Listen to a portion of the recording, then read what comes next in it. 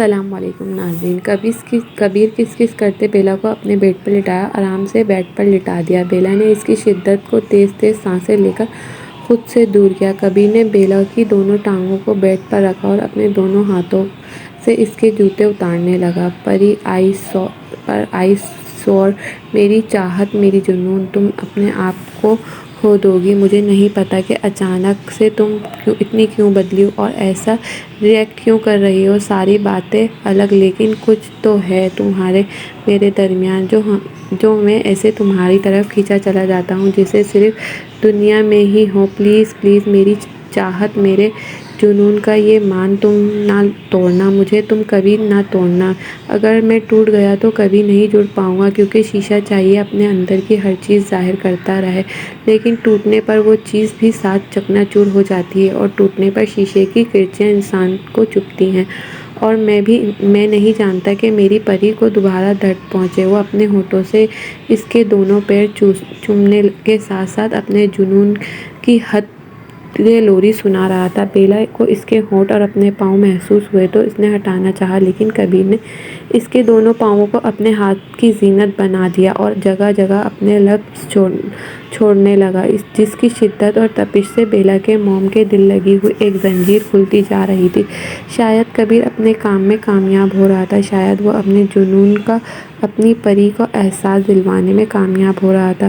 تھوڑی دیر بعد بیلا کو پنڈلیوں سے ساڑی اٹھتی ہوئی محسوس ہوئی، اور کبیر ہونٹ پر اب اس کی ٹانگوں کو چھو رہے تھے۔ جیسے جیسے کبیر اپنے جنون کی منزل تک بڑھتا جا رہا تھا اور اپنے جنون کی حدیں پار کر رہا تھا، بالکل ویسے ہی بیلا موم سا دل دھک دھک کر کے اٹھا تھا۔ کبیر اب ہونٹوں سے اس پیٹ تک بڑھ چکا تھا اور آرام سے ساڑی کا وہ پلو جو اس وقت پہلے ہی خود گرایا تھا، وہ اپنی پری سے ہٹا چکا تھا۔ بیلا کی دھڑکنیں بے ترتیب ہو رہی تھیں، جنہیں کبیر بآسانی اس کے پیٹ کے اوپر نیچے ہونے کا محسوس کر رہا تھا۔ تھوڑی دیر بعد اس نے اپنا چہرہ بیلا کے سامنے کیا تو اس نے حسب معمول اپنی آنکھیں بند کی ہوئی تھیں۔ کبیر اس پر اٹھ کر اپنی شرٹ جلدی سے اتار کر دو اچھال چکا تھا۔ پری، آج کی رات ڈرنے کی بالکل بھی نہیں، بلکہ اپنے خان بابا کا ان کا حق دینے کی ہے۔ میری جان، شاید تم بھول رہی ہو، کبیر نے اس ایٹی ٹیوڈ پر اپنی انگلیاں پھیرتے ہوئے کہا۔ بیلا فوراً ہوش میں آئی۔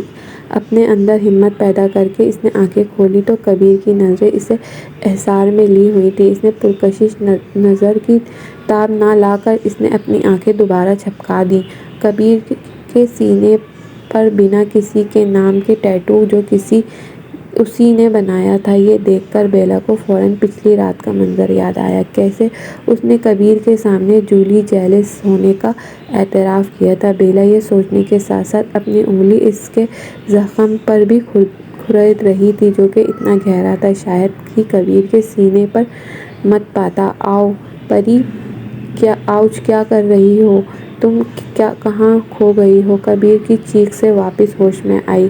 آئی ایم ویری سوری کبیر، وہ ایسے ہی دیکھ رہی تھی۔ بیلا نے دیکھا کہ سینے میں خون کی ہلکی سی بوند سی رس رہی تھی۔ پری، آج کی رات صرف مجھے دیکھنے کی ہے، نہ کہ اسے دیکھنے کی۔ کبیر نے اپنے ہاتھ سے خون کا نشان مٹانا چاہا، لیکن بیلا نے فوراً اس کا ہاتھ ہٹا کر اسے نیچے لٹا کر اپنے لب کے سینے پر رکھ دیے۔ تھوڑی دیر تک کبیر کا بیلا کو نمی بھرا لمس محسوس ہوتا رہا، جیسے ہی اس کے گرم سینے کے گہرے زخم کو ٹھنڈک بخش رہا تھا۔ کبیر اپنا ہاتھ اس کے سر کے پیچھے لے جا کر اس کے سر کو اپنے سینے میں دبانے لگا۔ بیلا نے اپنا سر اوپر اٹھایا تو کبیر اپنی آنکھیں بند کیے خود کو سکون پہنچا رہا تھا۔ بیلا نے اس کی داڑھی کو اپنے ہاتھ سے چھوا، جس کی چبھن سی محسوس ہو رہی تھی۔ کبیر، میرے ناخن تو آپ نے کاٹ دیے، اب داڑھی کا کیا علاج ہے؟ تو آپ کو چبھتے تھے جو یہ آپ کی داڑھی میری جان لیتی ہے، اس کا کیا؟ بیلا نے اس داڑھی پر دونوں ہاتھ رکھتے ہوئے کہا۔ تو یہ بات ہے، یہ تمہاری سزا ہے جو تم مجھ سے کھچی رہتی ہو نا، اس لیے۔ کبیر اپنا منہ دوبارہ اس کی گردن میں چھپا چکا تھا۔ ہا ہا ہا ہا، نہیں، وہ پہلے کی بات ہے، آج تو میں اپنے آپ کو سونپ دیا خود کو۔ بیلا نے فوراً اپنا چہرہ تکیے میں چھپا لیا۔ ایسا کرنے کے بعد اس کی بیک کبیر کے سامنے آ گئی اور اس کا ٹیٹو اور بھی واضح ہو گیا۔ کبیر ایک شکاری کی طرح ٹیٹو پر جھپٹ چکا تھا اور زور سے بائٹ کرنے لگا۔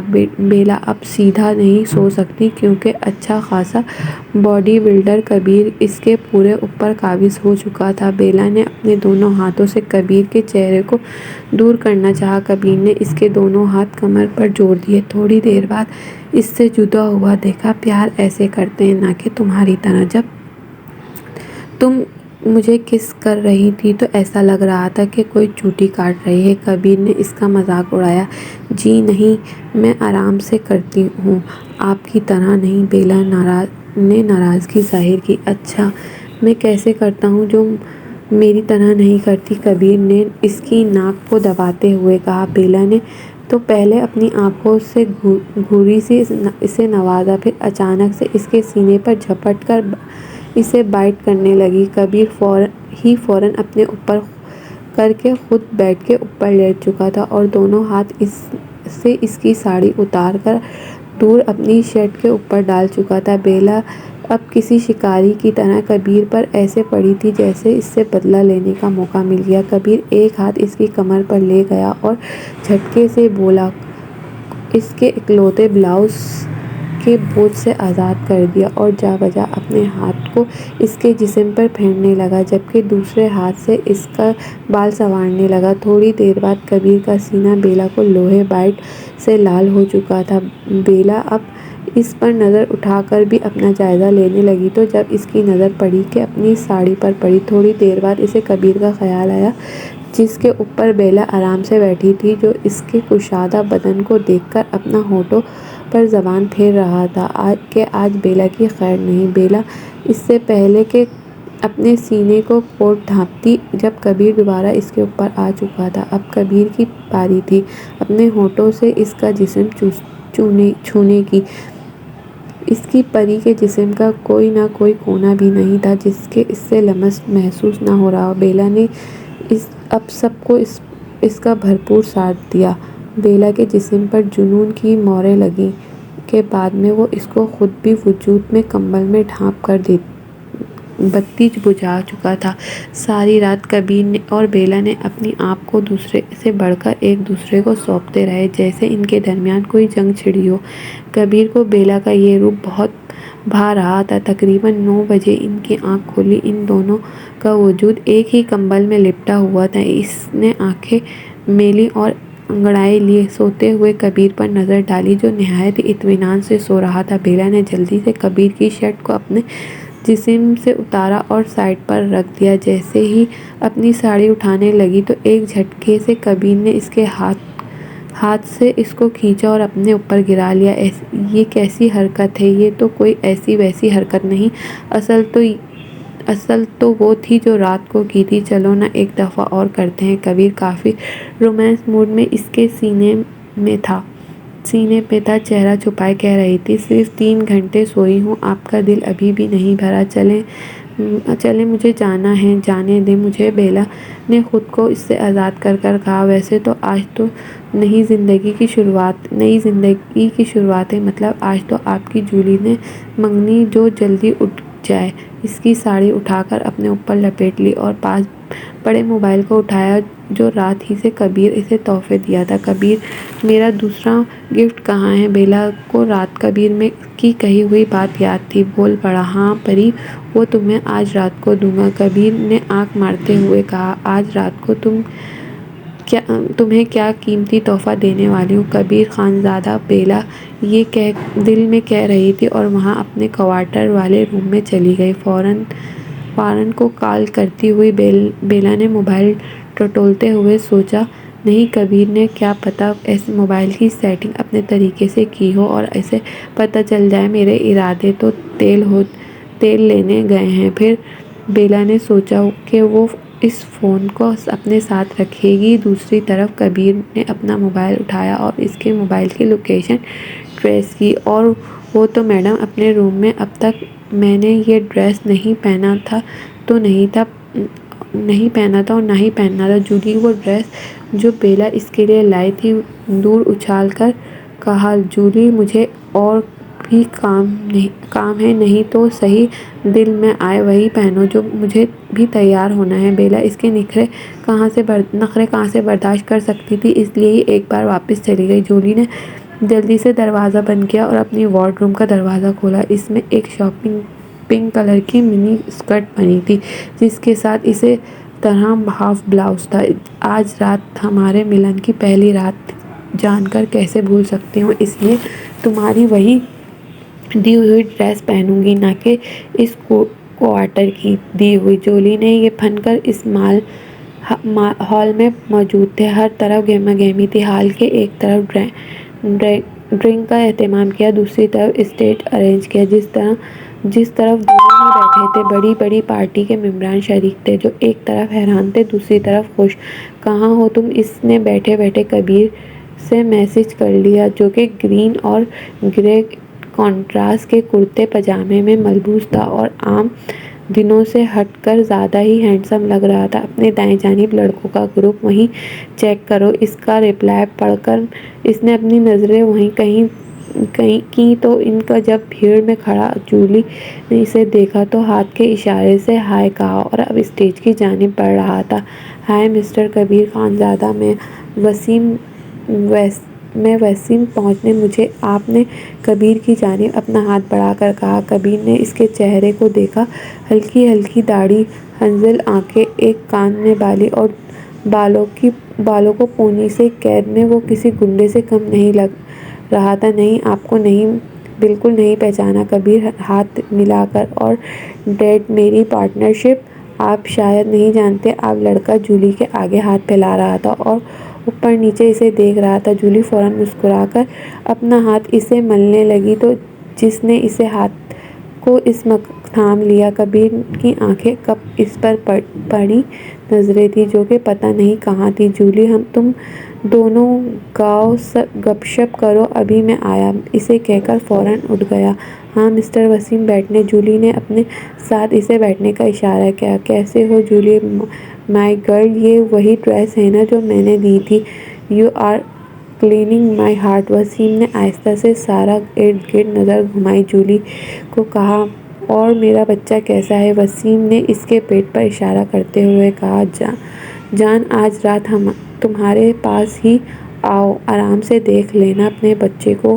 ناٹ کنٹرول، ایسا نہ ہوا کہ کسی ہم پر شک ہو جائے۔ جولی نے آہستہ سے کہا، اوکے، جیمی کے پاس جا رہی ہوں، یہ فائل دینی ہے اسے۔ وسیم یہ کہہ کر وہاں سے اٹھ گیا۔ اور ہونے والے دولہے راجا، وی مین کی دوسری طرف ہونے والی دولہے راجا، کہاں جا رہے ہو؟ پہلی کے پاس۔ کبیر ابھی باہر کے قدم رکھنے لگا تھا کہ جب کلاس میٹ نے اس کا راستہ روک لیا۔ ہاں نہیں، میں تمہیں بس ریلیکس ہونے جا رہا ہوں، باہر ہوا چلی ہوئی ہے نا، اس لیے۔ کبیر نے ہنس کر اپنا شگوفہ گوشہ چھوڑ دیا۔ Okay, you some drink.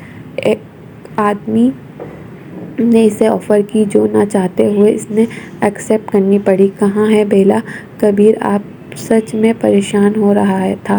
جب سامنے آئی تو ایک انوکھی خوشبو کا احساس اس کو پلٹنے پر مجبور کر گیا۔ پری، کبیر اپنی پلکیں جھپکنا ہی بھول گیا۔ وتھ سو بیوٹیفل، بہت سے لوگ اب اسے دیکھ رہے تھے۔ کبیر نے اپنے ارد گرد دیکھا تو نظریں اپنی پری پر گرتی محسوس ہوئیں۔ شی چیئر، جولی اپنی مٹھی کھینچ لیں اور اسٹیج سے اتر آئی۔ گائز، آج بیوٹیفل اور ہاٹ گرل وہ ہے، سو ہمیں اٹینشن ادھر کرنی ہے۔ کبیر نے جولی کو دیکھا جو اب اپنے حسن پر غرور کرنے میں مگن تھی۔ بیلا کے پاس یہاں بیٹھنے کا بالکل وقت نہیں تھا، اس کے پاس 2 گھنٹے بچے تھے۔ موبائل ابھی بھی اس کے ہاتھ میں تھا، اس لیے وہ اوپر والی منزل میں چلی گئی۔ یہ لڑکی کہاں جا رہی ہے؟ شاید اسے برا لگا میرا یہ کہنا، لیکن میں ابھی ان لوگوں کی نظریں اس پر پڑتی نہیں دیکھ سکتا تھا۔ کبیر نے اس کو دیکھتے ہوئے کہا، سر یہ وہی فائل ہے جو آپ نے مانگی تھی۔ جیمی کو کسی سے بات کرتا دیکھ کر وسیم نے آہستہ سے کہا۔ جیمی نے دوسرے بندے کو ایکسکیوز کیا اور وسیم کو پکڑ کر اس جگہ آ گئی جہاں بیلا جیمی کے خلاف ثبوت ڈھونڈنے کی پلاننگ کر رہی تھی۔ سر ٹھیک ہے، اس منگنی کے بعد مجھے چھت پر ملنا اور یوں ٹرن نہ کرنا کہ منہ بند رکھوں۔ یہ فائل کسی کے ہاتھ نہیں لگنی چاہیے ورنہ میرے سارے راز عیاں ہو جائیں گے۔ تم نے جو کہا تھا اس کے بدلے میں نے جولی کی انگیجمنٹ کروا دی اور شادی بھی ہو جائے گی۔ اب اگر ذرا سی بھی دھاندلی کی تو میں تمہیں اوپر بھیج دوں گا۔ تو انکل آپ یہ فائل جلا کیوں نہیں دیتے؟ اگر اس میں سارے کالے کرتوت ہیں تو سارے جرم۔ سوری۔ وسیم نے جب جیمی کا لال چہرہ دیکھا تو ڈر گیا۔ اس کو ابھی تک اس لیے رکھا تھا تاکہ انہی سب ثبوتوں کا اپنے کام کے لیے استعمال کر سکوں، یوں بدل سکوں تاکہ آگے مجھے اگر پولیس کے سامنے پیش بھی کیا جائے تو ان کے بدلے کوئی ثبوت تو دے کر خود کو غلط ثابت کر سکوں۔ اور ہاں، جیسے ہی پارٹی ختم ہوگی تم مجھے چھت پر ملنے آنا۔ جیمی یہ بات کہہ کر چلا گیا۔ بیلا نے وسیم کے ہاتھ میں وہی فائل دیکھی جسے حاصل کر کے وہ اپنی منزل ایک راہ تلاش کر سکتی تھی۔ اس نے اپنے پلان پر عمل کرنا شروع کر دیا۔ سو گائز تیار ہو جائیں، آگ کے ٹوسٹ ہی ٹوسٹ ہوں گے، بربادی ہی بربادی۔ تھوڑا سا ایموشنل ہو گیا سب کچھ، تھوڑا ظلم بھی ہوگا، سب دل بھی ٹوٹیں گے، لیکن کس کے ساتھ ان صحیح